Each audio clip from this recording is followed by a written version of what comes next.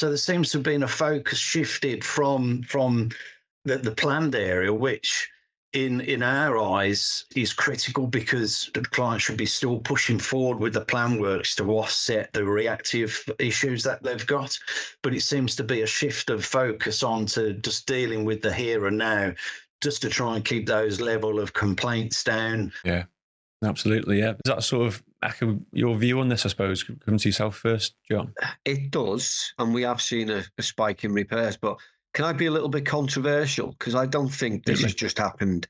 I think the repairs just don't materialise. It's probably symptomatic of, you touched on the rent caps, you touched on, lack of investment over the years. And I think it's just caught up with us. I think a lot of investment went in new supply.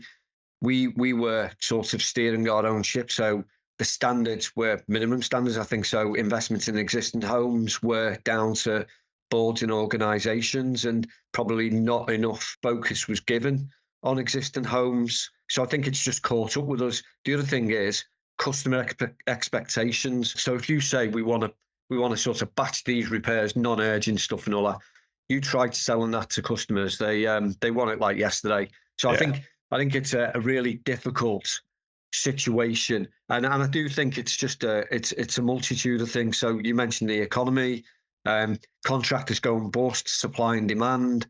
COVID didn't help, so people are still playing catch up, and it is that perfect storm that Leon alluded to. So I think it's all just caught up with us, and we're trying to work through that. The other thing I would say is probably we don't know or didn't know our homes and our customers as much as we thought we did. So the stock condition stuff, all the data driven decisions that we were making, I think that was a big gap.